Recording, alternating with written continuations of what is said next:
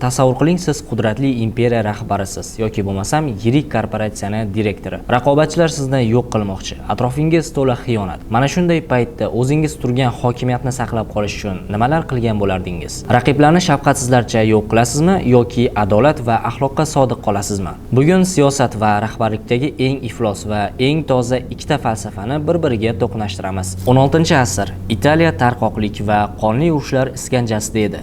Aynan shu davrda Niccolo Machiavelli o'zining mashhur Hukmdor asarini yozadi. Uning falsafasi shafqatsiz darajada sodda, maqsad vositani oqlaydi. Machiavelli uqtiradiki, insonlar tabiatan xudbin, qo'rqoq va ishonchsiz bo'ladi. Shuning uchun kuchli rahbar xalq tomonidan yaxshi ko'rilganidan ko'ra, undan qo'rqishlari ancha afzaldir. U o'z kitobida shunday yozadi. Odamlar shunday xilqatki, ularni yo erkalash kerak, yo yo'q qilib tashlash. Chunki ular kichik haqorat uchun qasos oladi.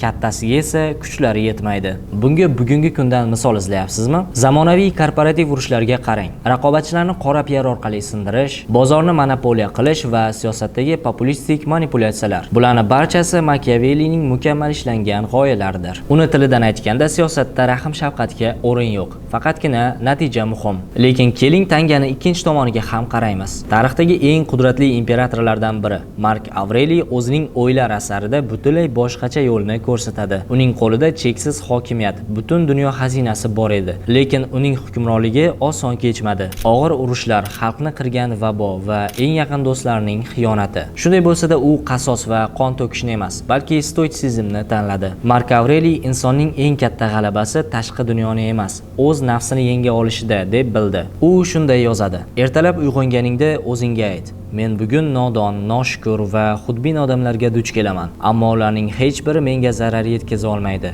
chunki men yaxshilik va yomonlik nima ekanini bilaman." Avreliyning eng yaqin sarkardasi unga xiyonat qilib isyon ko'targanida ham imperator uni qatl qilmaydi, balki kechiradi. Chunki u uchun haqiqiy kuch qo'rquvda emas, adolatni saqlab qolishda edi. Qiziq tomoni shundaki, ikkala yondashuv ham amalda ishlaydi. Machiavelli taktikasida siz taxtga chiqasiz, eng tepaga yetib borasiz, lekin har tunda xiyonatdan qo'rqib, xavotirda uxlaysiz.